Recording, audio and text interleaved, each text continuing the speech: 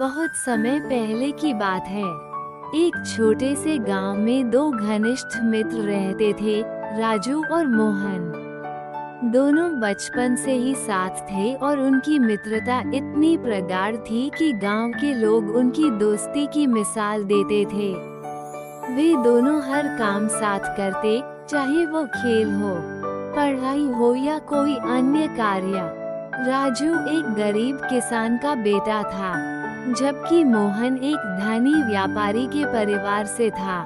परंतु उनकी मित्रता में कभी धन दौलत या सामाजिक स्थिति की बात नहीं आई। वे एक दूसरे के सुख दुख के सच्चे साथी थे। दोनों में एक खास बात ये थी कि वे हमेशा एक दूसरे की मदद के लिए तैयार रहते थे।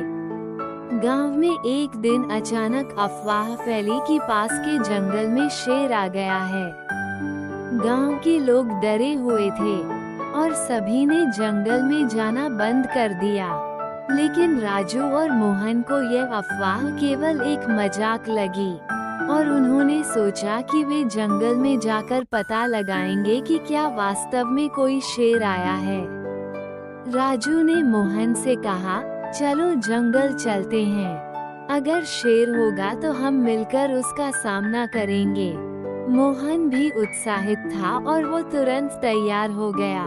दोनों मित्र जंगल की ओर चल दिए। जंगल के बीचों बीच पहुंचकर उन्हें थोड़ी घबराहट होने लगी, लेकिन दोनों एक दूसरे को हिम्मत बंधा रहे थे।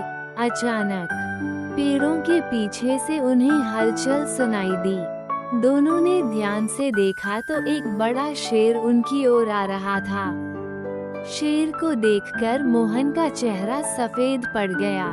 वो डर के मारे कांपने लगा और उसे कुछ सूझ नहीं रहा था।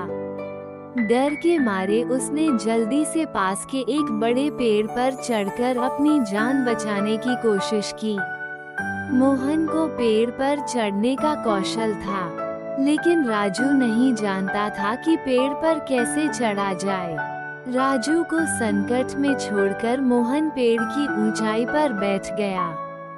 राजू ने जब देखा कि उसका मित्र उसे अकेला छोड़कर पेड़ पर चढ़ गया है, तो उसे बहुत दुख हुआ, लेकिन उसने हिम्मत नहीं हारी। उसे बचपन में उसकी माँ ने सिखाया था कि अगर कभी कोई जंगली जानवर आ जाए तो सांस रोककर जमीन पर लेट जाना चाहिए, क्योंकि जंगली जानवर मरे हुए इंसान पर हमला नहीं करते। राजू ने वैसा ही किया। वो तुरंत जमीन पर लेट गया और अपनी सांसें रोक ली। शेर उसके पास आया, उसे सूंघा और सोचा कि वो मर चुका है, इसलिए वो बिना नुकसान पहुंचाए वहां से चला गया। जब शेर चला गया तो मोहन पेड़ से नीचे उतरा और राजू के पास आकर बोला, तुम ठीक तो हो? शेर तुम्हारे कान में क्या कह रहा था?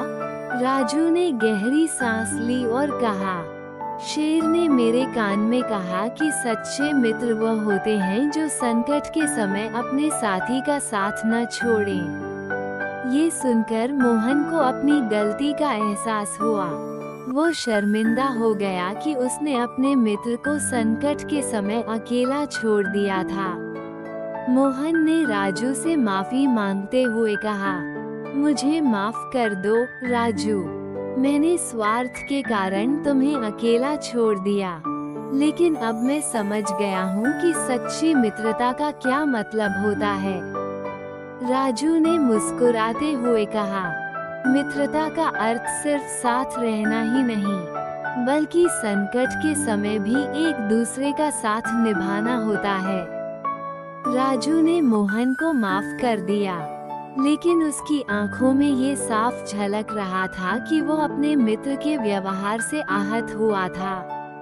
इस घटना के बाद मोहन ने ठान लिया कि वो अब कभी भी अपने स्वार्थ के कारण अपने मित्र या किसी अन्य को संकट में नहीं छोड़ेगा। उसने समझ लिया कि सच्ची मित्रता का अर्थ केवल खुशियों में साथ रहना नहीं, बल्कि कठिनाइयों में भी अपने साथी का साथ देना होता है। राजू और मोहन की मित्रता फिर से मजबूत हो गई, लेकिन मोहन ने अब सच्ची मित्रता का मूल्य समझ लिया था। दोनों ने मिलकर गांव में शेर के बारे में खबर दी और गांव वालों को सचेत किया। गांव के लोग राजू की बहादुरी और मोहन की माफी की भावना की सराहना करने लगे। सच्चे मित्र वही होते हैं जो कठिन समय में भी आपका साथ न छोड़ें। मित्रता का असली मूल्य तभी पता चलता है जब हम संकट का सामना कर रहे होते हैं।